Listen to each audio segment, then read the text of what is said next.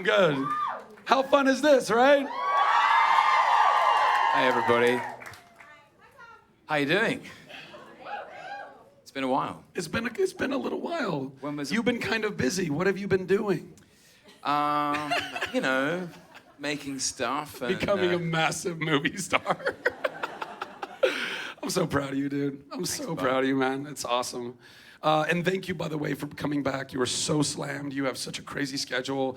He went out of his way, him and his entire team were like, how can we carve this out? And you did, and I love you for it, buddy. Thank you. And they love you for it as well. Thank you so much. You know, like, the last time I was here was one of the highlights of Comic-Con. It was 3 years ago, I think. Yeah, Pecco. Yeah. You were a velociraptor. Yeah, I was. Yeah. Still one of the greatest moments I've ever been a part of. That and you impersonating me and Chris Evans. That was a lot of fun. Yes, question right there. So it's super exciting to have you back at Nerd HQ. I actually got the chance to see you in 2013, but I looked a little different because I was all painted blue. Oh, I remember you. Yeah.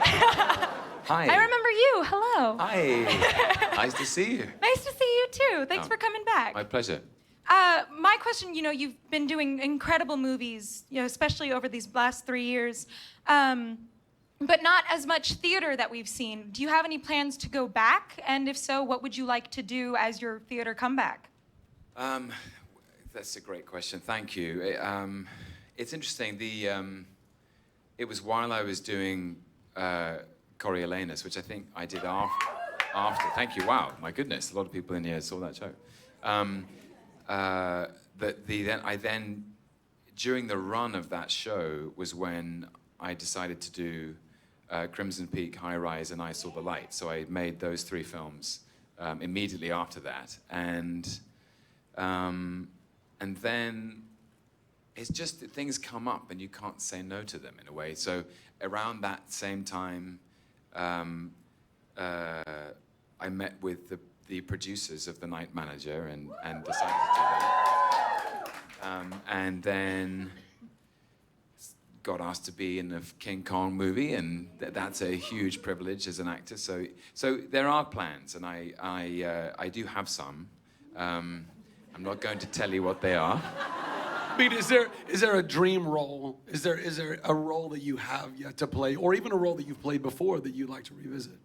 Well, honestly, there are so many, and I think if you're lucky, you have a long life and that you get a chance to touch, maybe not even the roles, but some of the plays, some of the truly great plays, and maybe you don't play the young, you don't get to play the younger parts, but perhaps you get to play the middle-aged parts or the older parts. Yeah. I don't think these things are ever planned, but I do. The theater is a great love of mine. It remains such, and of course I'll be back at some point. Question is when. Do you want to pick him, or do you want me to pick him? It's pressure. Yeah. I mean, it is your panel. Okay. I'm going to go with you, sir, in the cap. Yeah. Hi, Tom. Hi. First of all, thank you for coming out to do this. I know you had a very busy schedule this weekend. Can you talk, obviously you take on several different roles. Can you talk a little bit about your preparation for each role? Well, I suppose my preparation is that it's really completely different depending on the project.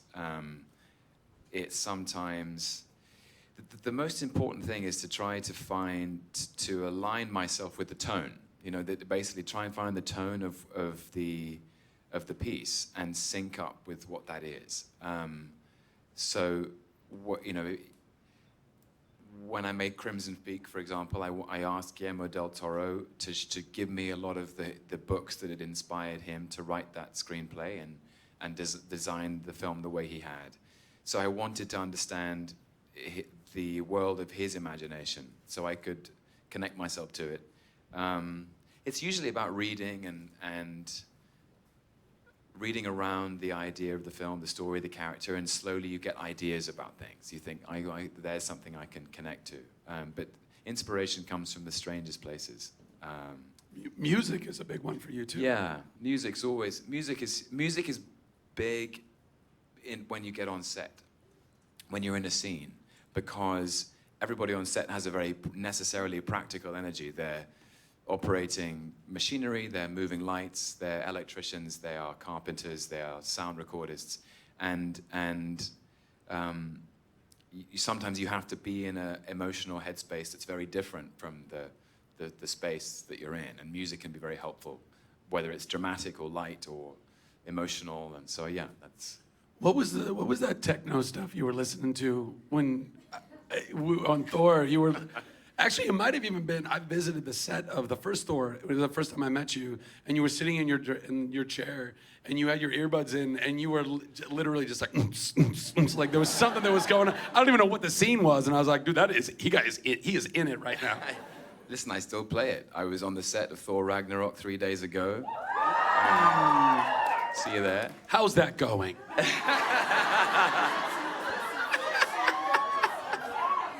Oh, stop it. Chris Hemsworth and Mark Ruffalo and Tessa Thompson were all rocking out. Taika Waititi appreciated the musical contribution. It's Poison by Prodigy. That's my Loki song. So there you go. Nice. Go ahead. Yes, ma'am. Yeah, in the red. Hi. I met all these lovely ladies, and they agreed to help me out with this. Wait, you just all met right now? Yeah, we just met in line. I love that. I love them. I literally was going to cry when they told me they were going to help. But I wanted to donate this for Operation Smile. Yeah. As well as the little guys that they're holding up. Okay. Yeah, I'm holding one, sorry. Oh, there's another one. They just keep and- multiplying. Yeah. And I also Like have, gremlins. Don't get them wet. And I also have this one that's unfinished. I remember you did that thing where you drew one, and I was like, maybe you can color the rest of it and do something for UNICEF or... Yeah. So Okay, great. like half one. Well, But- why don't you, if you don't mind, just hand those to a volunteer, and we'll sign those things up. We can auction those off. Thanks, Tom, and thank you. That's very sweet. I met you in Philly, actually. You're on my pants. We were like laughing. Those were two separate thoughts, right? You. Oh my gosh, you signed. I had the big thing and you signed it. Oh, he signed your Yeah, you pants. signed- Okay. You signed a piece of artwork. I feel like I have to specify. You signed a piece Yes, of you paper. absolutely have to And the specify. paper got put on the pants. I feel like, well, I'm not that kind of person. But anyway.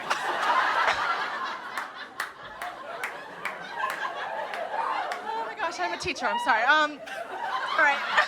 Your students are gonna love watching this. This is fantastic.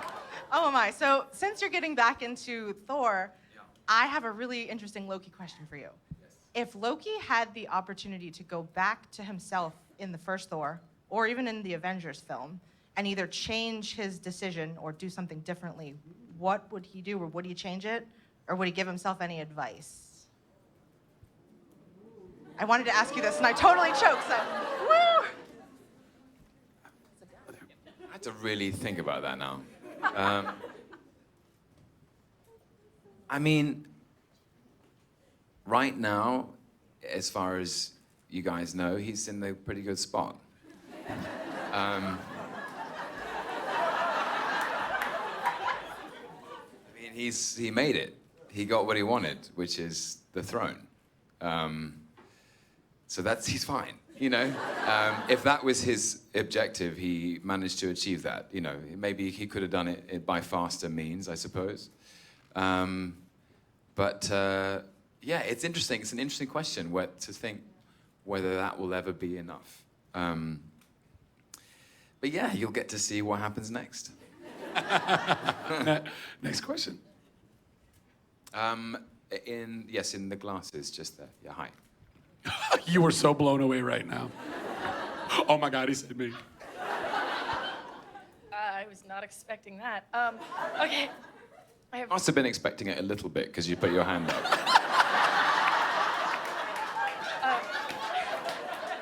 Like the odds were in your favor.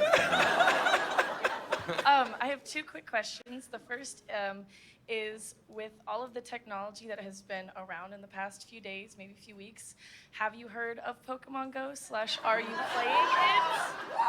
I've heard of it, but I haven't interacted with it. Is that the right phrase? Okay. I'm afraid I don't know what that is. Yeah. Oh, I know. Just gonna pull up my app real quick. Are there any Pokemons in here right now? I'm gonna check right now. Am I doing it right? It even loads. I sound like your grandfather. It's terrible. Like I don't understand this technology.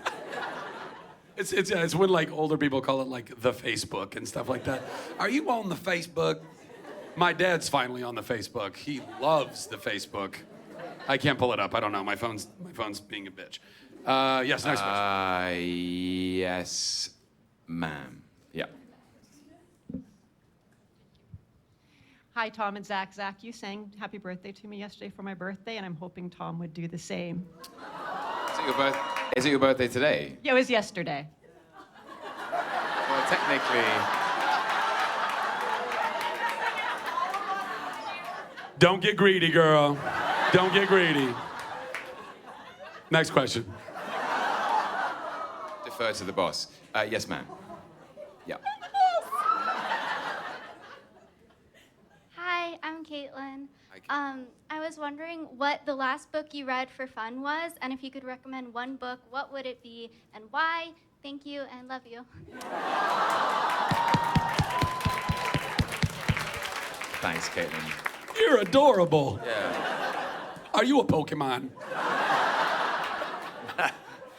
Get you right now.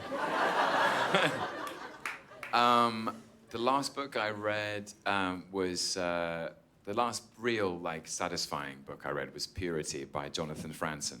Don't know if you've read that. Yeah. Anyway, it's fantastic. It's a very interesting book about our time.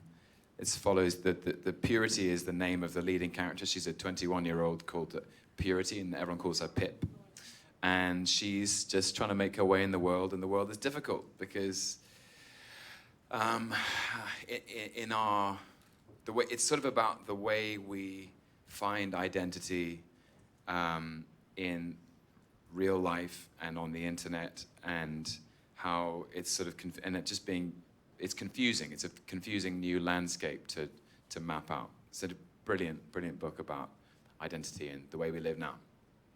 And so that's the last book you read, and that would be the one you would recommend too? Oh yeah, I would recommend it. I think Franzen he's a genius brain, I think, and he writes about the contemporary world in a brilliant way. And he made me laugh and laugh and laugh and laugh. And I got very moved towards the end. I could go into a long summary of this book. Please, I already feel so uncultured. Please No. don't. This is the only downside of a Tom panel at HQ is I sit here and I go, I'm a putz. What the hell am I doing? Next question.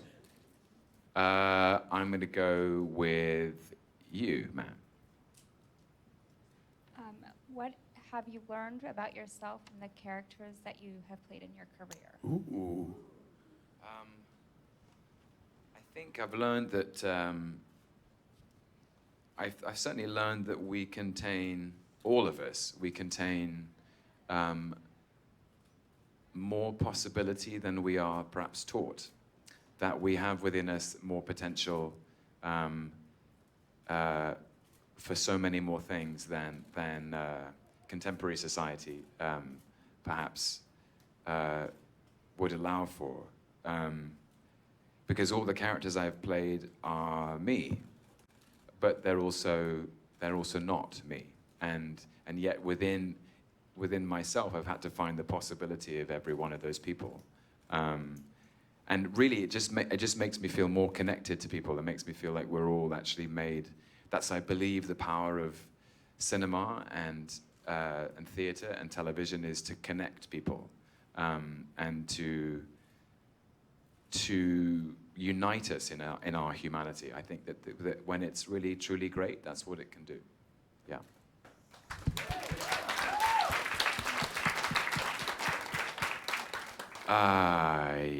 Yes, sir.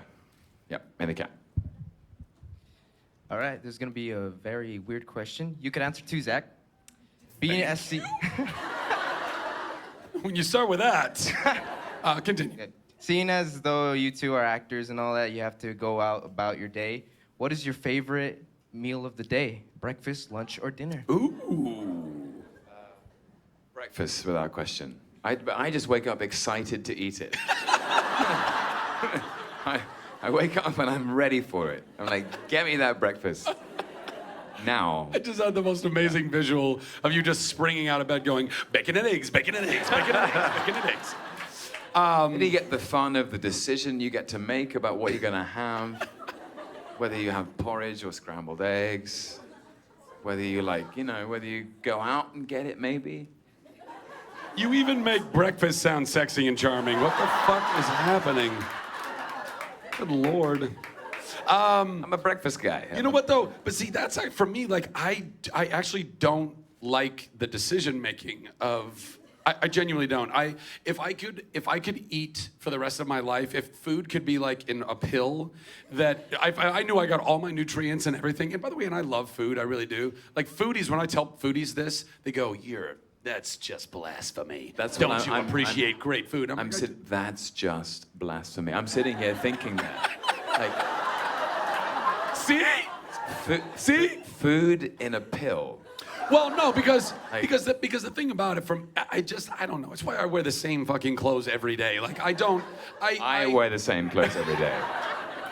But there's so many things that I feel like you spend a lot of time on. And by the way, food, it can be a beautiful thing. And a lot of people, and sitting around with friends and family and eating and all that stuff, I get that. But also like my OCD brain, sometimes like the minute decisions that you have to make all day long, like I fritz. I'm like, I don't know, porridge or eggs, oh God, I don't know, what am I doing? Is there a right answer? Like, and that's what I do. I'm like, there's gotta be a right answer here, right? What does my body really need right now? Does it need porridge or does it need eggs? Don't fuck this up, Zach. That inner monologue goes on in my head. Anyway, so the point is, but I would say that my favorite meal, maybe breakfast, actually. I'm gonna have to defer to breakfast. I'm glad we cleared that up. Yeah. I often will go to Starbucks and just grab me like a breakfast sandwich. Have you had the breakfast sandwiches at Starbucks? They're pretty darn good. I had a breakfast sandwich this morning. Fantastic. Great. By the way, I keep plugging all these companies that aren't paying me anything. I need to stop that. Starbucks. Yeah, go ahead. Do you want to? You could pick. Do you want me to do? Oh, I have the conch now. Who really wants it? Wow, hardly a change. You can have it. Come on, there you go. You've had your hand up all this time. Thank you so much for being here. We all really appreciate it. And I was at the Badass Women's panel last night. The best moment of my con. Who was in the Badass Women's panel? Whole bunch of badass women. Whole bunch of badass. Amazing. I may have teared up a little bit. So my question for you is that a lot of people, when Thor came out, compared a lot of the themes to Hamlet. And I'm interested to hear if there are any themes in the new Thor that compare to any other Shakespeare plays, and maybe how Loki's journey has gotten him from this one to Thor Ragnarok, and how that fits into maybe your idea of what Shakespeare play would encompass it. Yeah. Well, I think all of the Shakespearean influences came from Kenneth Branagh, because it was such a he is one of the preeminent, if not the preeminent Shakespearean of his generation, and yeah, shout out for Ken. And he discussed it with all of us. He talked to Chris Hemsworth about Henry V, about the journey of Prince Hal towards Henry V as a sort of wayward prince who becomes king. He talked to me about Edmund in King Lear and Iago and Cassius and Julius Caesar. I know he talked to Sir Anthony Hopkins about King Lear, and Shakespeare's plays. Those big dynastic tragedies are shot through with very intense, fraught relationships between fathers and sons, and often mothers and sons. But family is a central theme. Where Ragnarok fits into that, I don't know. I mean, I'm just thinking of the script as I answer this question. No spoilers. Yeah. Yes. Well, yes. Yes is the answer. Yeah. I mean, I don't know. There's a kind of I'm clutching at straws here, but there's an interesting new dynamic through Kate Blanchett's character, But I'm going to leave you to make up your own mind about what Shakespeare play you think that resembles when you see it. Do you know who Ken, when Ken was talking to Josh about Fandral, did he drop any Shakespearean? I'm not trying to be shitty. I actually genuinely want to know. I don't. Maybe. Like Mercutio, something like that. Yeah, Mercutio was. I'm sure Mercutio. I'm good. I'm really good. I wasn't even there, and I knew. Errol Flynn was more of the. You know, it was more the Errol Flynn thing. That was. Yeah, I think totally. that was the way. Next question. Let's go all the way to the back. Jurassic Park. There's a dinosaur in here. Hi, I'm Jillian. Hi. So happy to sort of meet you. I accidentally stood in the signings line before we found out we had tickets to this instead. So You didn't know what tickets you had? she had the tickets. And you didn't tell her? That's kind of baller, actually. So my question is, you've had the opportunity to work with a lot of different actors and directors already, wonderful actors and directors. Who are some actors and directors, producers, writers, what have you, that you haven't worked with yet that you would really like to? I mean, this question is like, I love this question, and it's so tough because if I feel like I name them, then I kind of jinx it.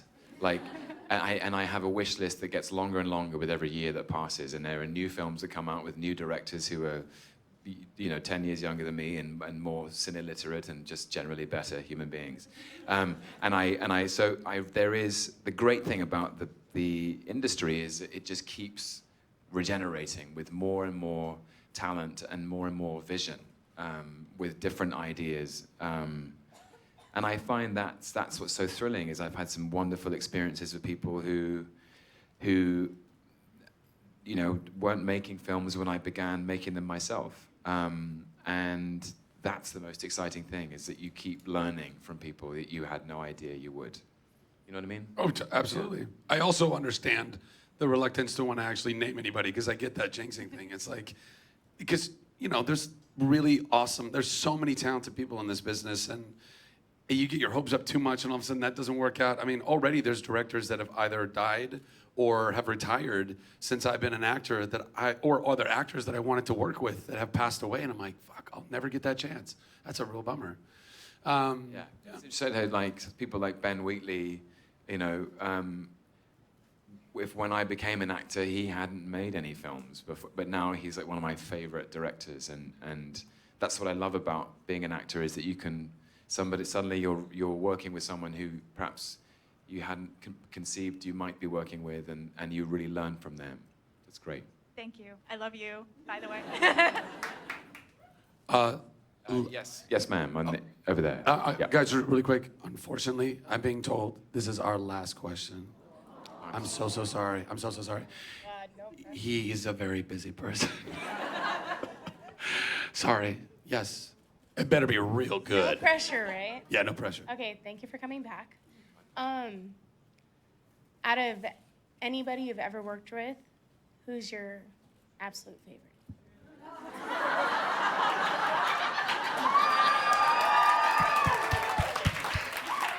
Ladies and gentlemen, Tom Hiddleston, everyone. Give that man your love. Give that man your love. Guys, thank you so much. So nice to see you all, truly. Have a happy weekend, and Nerd HQ rocks. Yeah. That's going viral, baby. That's going viral. Keep it going for Tom Hiddleston, everybody. Oh, squeeze that dude. You got. Bye. It is a confusing door. It's a confusing door. Was that fun? Awesome. I'm sorry he couldn't stay longer. I'm sorry. Are you guys okay? Everybody cool? No.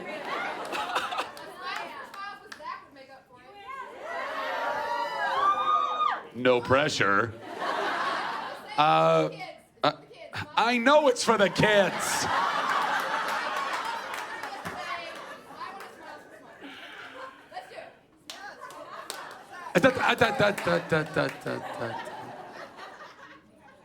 I might.